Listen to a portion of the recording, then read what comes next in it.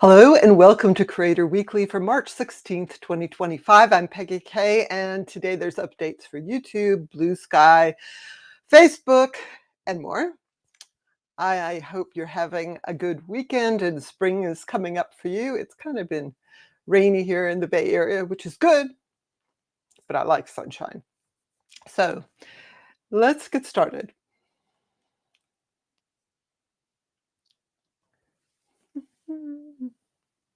The first thing I wanted to mention is that YouTube announced that to celebrate its 20th anniversary, they're holding creator collective events in all 50 states across the US. If you are in the US, you should definitely check out whether there's one coming near you and sign up. It's an opportunity to meet folks from YouTube, to meet other creators. There's probably going to be, I don't know, food and drink.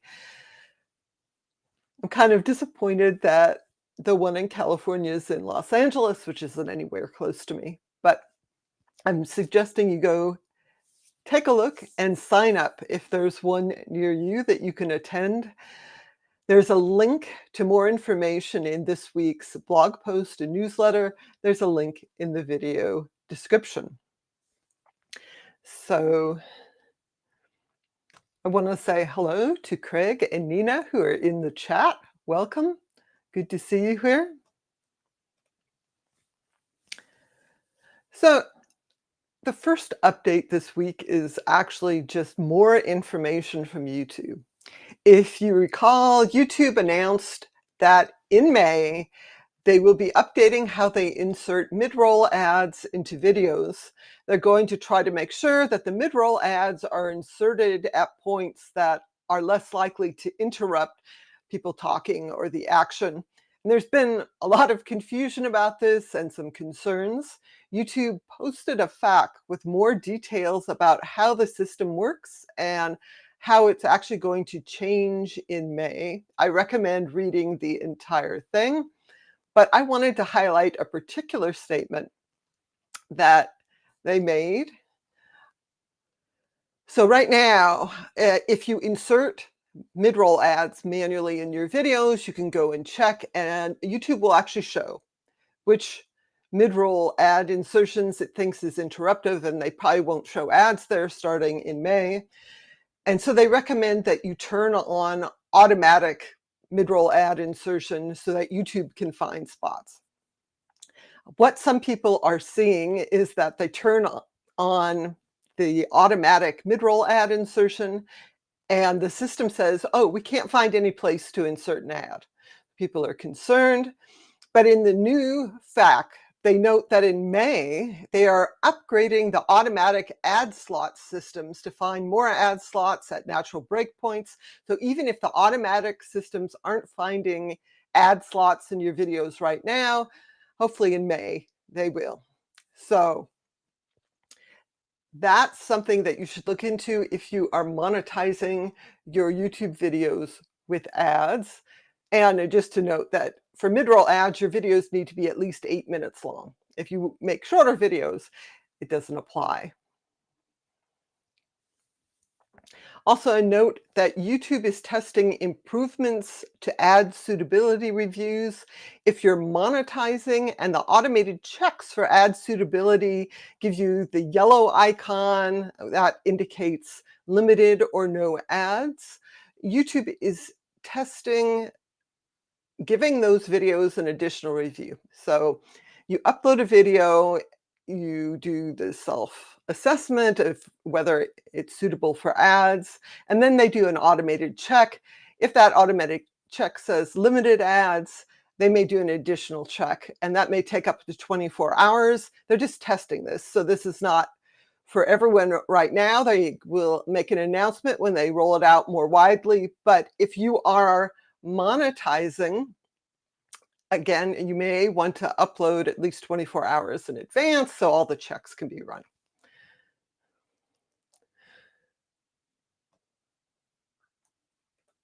And just one more quick update related to YouTube.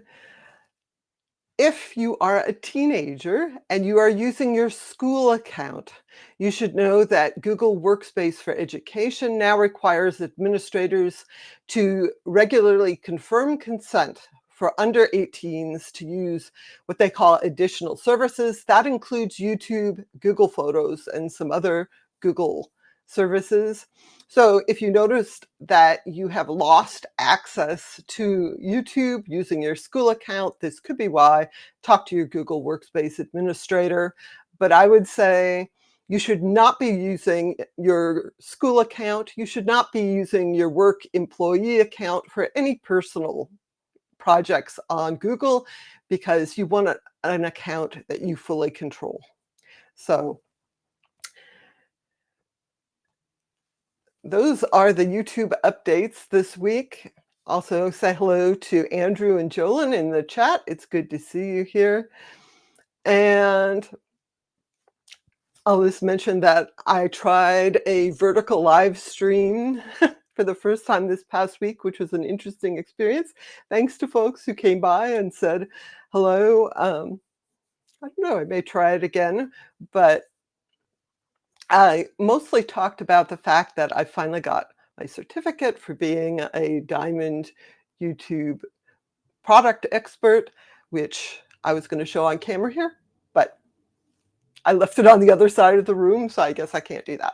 But anyway, I wanted to say thanks to folks for stopping by, and you can check out the recording of the video on the live tab on my channel if you're interested in me nattering along.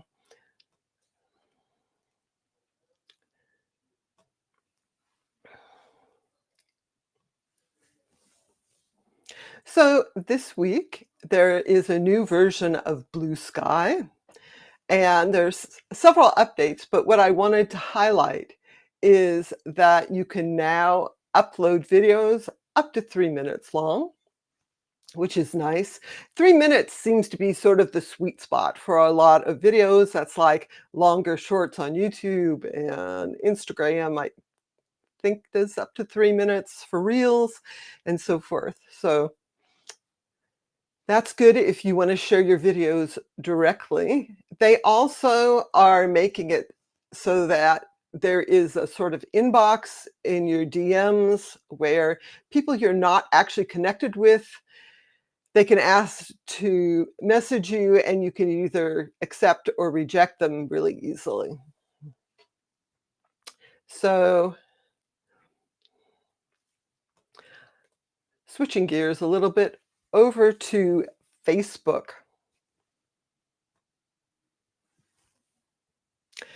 Over on Facebook, if you're monetizing, you can now earn money from stories. This screen grab is from a reel on the Facebook creator page. This is a creator talking about how he's been testing this up. He made like thousands of dollars from his stories, sharing a photo of himself behind the scenes. I suspect that's not going to happen with most people unless you're super popular to begin with. But if you're monetizing on Facebook, this will just happen automatically, that your stories will be monetized. If you're not yet monetizing on Facebook, you can fill out an interest form for the monetization beta. Facebook is doing invites currently, but they say they'll open enrollment sometime later this year. So Facebook's really expanding monetization. It all seems kind of weird to me because on Facebook, I only follow like actual family and friends, no creators. And so all of this seems really odd, but I guess people follow creators there too. So might as well monetize.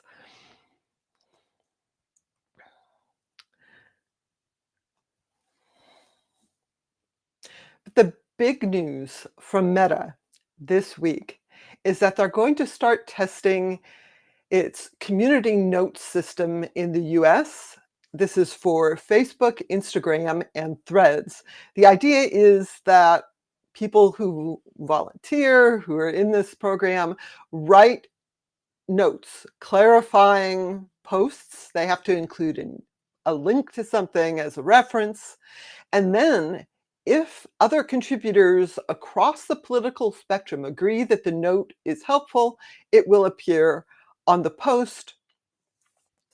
There's no penalties or anything for people posting something completely false. It used to be that they would decrease the reach of posts that got a note from third-party fact checkers, but no, in this new system, if everyone agrees it's a helpful note, then it will just appear and people can read it or not.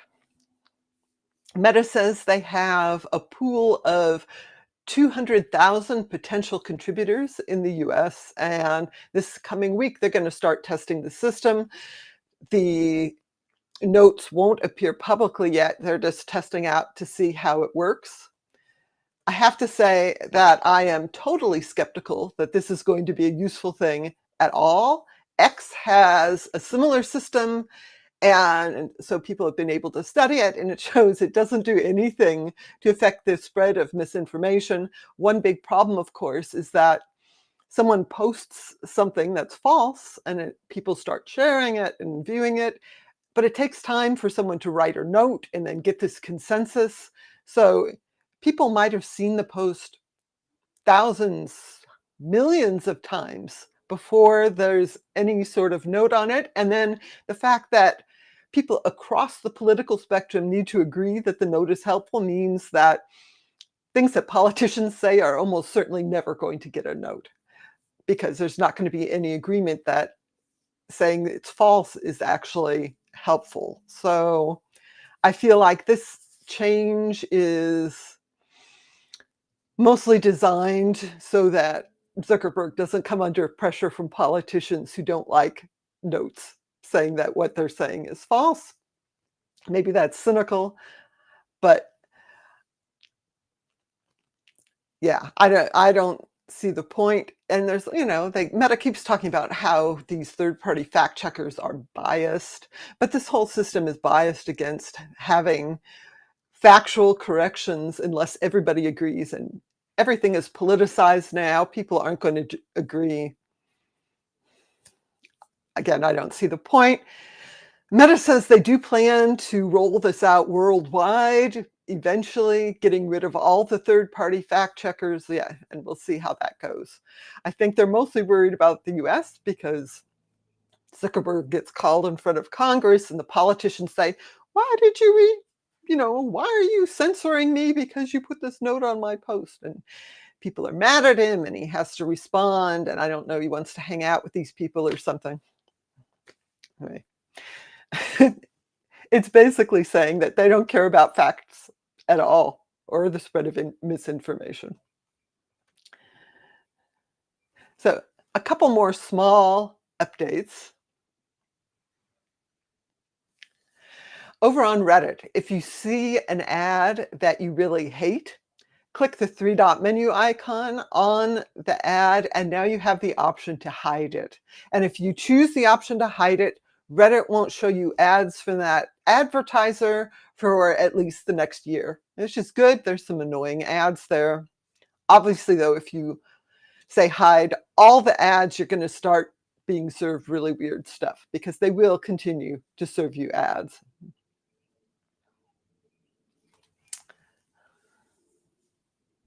The other update I wanted to mention is that if you have a website or blog, you should be aware that the Google Search March 2025 core update just started rolling out. That's really a mouthful, but Google did share a little bit more information about this update. They say that it's designed to better surface relevant, satisfying content for searchers. That's sort of like most updates, right? They want the search results to be more relevant to people who are searching for things. But I think notably, they also say they will continue their work to surface more content from creators. There will be improvements throughout the year. And just to note, there's been a lot of complaints from smaller publishers who are saying that changes Google has made is really burying them in the search results. And Google's indexing fewer pages and so forth. Plus, as someone who does searches, the search results are getting less and less visible. you do a search and you see like this giant AI overview at the top, and then there's like some related searches, and then maybe shopping information, and maybe, depending on what you're searching for, a box of not facts and stuff like that. And then the actual websites in the search results are getting pushed further and further down the page. So it really does make a difference to people. You've got to be in one of those top results for anyone to look at you at all. So anyway, we'll see how that goes, and if they are actually able to surface more content from creators. They don't really describe who they consider a creator. Who knows? As always, Google recommends making quality content helpful to people doing searches. It's the same thing. So if you're doing that, keep doing that. There's no magic formula to get things ranked better, although I'm sure people would sell you things telling you otherwise. And finally, the last big update I wanted to talk about this week is if you listen to podcasts, you may want to check out Pocket Casts. They used to require a subscription to use their web player, and now it's free and open to everyone. And they made an announcement that was really sort of not just an announcement they were doing this, but a kind of big statement about why. They said podcasting was built on an open, decentralized standard, RSS, which means that anyone can create, share, and listen to content freely without needing a specific platform's approval. But today, major platforms are shifting away from open standards, moving creators into proprietary systems that limit distribution and control discovery through algorithms. At Pocket Casts, they stand for the open podcasting ecosystem. So that's a big statement. And I think that this is really part of a general vibe shift we're seeing right now. People unhappy with social media and algorithmic feeds that they feel like aren't showing them what they're really interested in. People are against sort of walled gardens. And that's actually a big problem with podcasting now. Spotify wants you to be uploading things directly to them. YouTube wants you to upload directly to them. And then that locks people into that platform, whereas podcasting in general should be platform agnostic. You should be able to use whatever software you want to listen to the podcast. So this is a nice move. They also really make a point of saying that one of the advantages of using the Pocket Cast web player is that you can share a link to an episode and anyone can view it. They don't need an account. They don't need a subscription. You can do embeds on your website, same thing. Now, is this good for creators? I think it's hard, right? Because how do you get discovered if you're creating podcasts? The algorithmic feeds can work in your favor, help people discover you. They can work against you too. So I think that, is it good? Is it bad? It seems good for listeners. So again, if you listen to podcasts, you may want to check this out.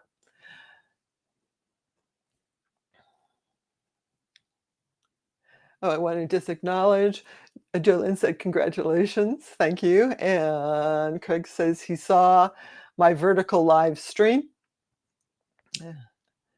It's an interesting thing, vertical live streams, because they appear in the shorts feed, so people can easily stumble on it. It's a way to get discovered, I guess. An interesting experience. So, all right. I'm going to talk about 10 years ago this week. And this week, it's not something very weighty. This was an immersive update.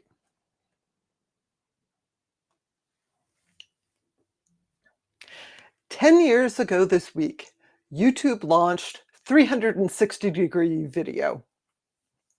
The idea is that you can start playing the video and then look all around. You can look all around in 360 degrees. You can look up, you can look down while the video is playing. You can see what's happening. At the time this launched, you could either use the YouTube Android app or a Chrome browser, but today you can view 360 videos on Chrome, Firefox, Edge, Opera, or the current YouTube mobile apps. And the fun thing is that the original playlist of 360-degree videos is still available. You can still watch them. You can still look all around. I'll add the link to the playlist in the video description. And I just wanted to mention that one of the themes in 2015 is that, oh, virtual reality is a reality. And so this kind of fed into that. I think that one of the things people do like to do when they're using like a headset is watch video. And the idea is as you move around, your view moves with it.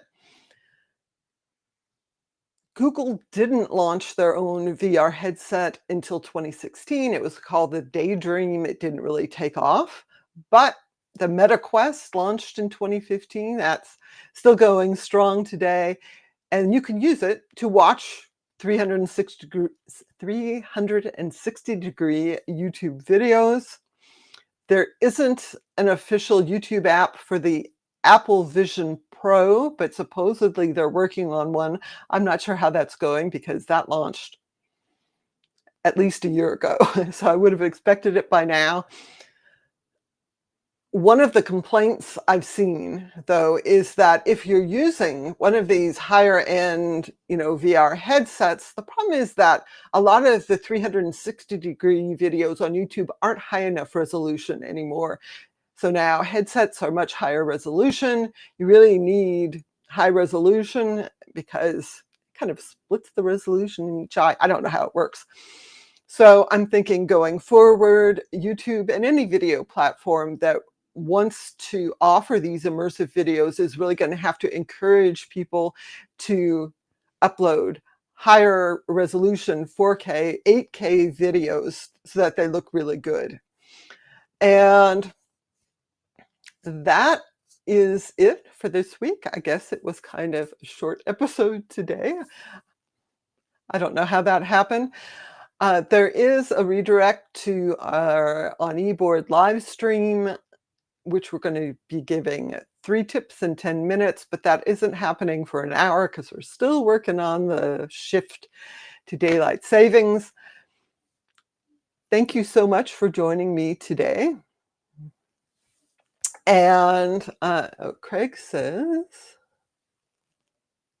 you need at least 4K with 360-degree videos. Yeah, I think that's true. And probably, ideally 8K. I don't know if YouTube even supports that. But I think one of the issues with these headsets is that you can really get kind of fatigued, especially if things aren't crystal clear and sharp. And I've tried the headsets. I still don't see the full appeal, mostly because I find them really uncomfortable to wear. And maybe it's because I have glasses, so my vision isn't perfect, but it's not for me. What I want still is feed in my glasses. Maybe video, maybe an overlay on reality. We'll see if they actually do that. Anyway, thanks again for joining me today.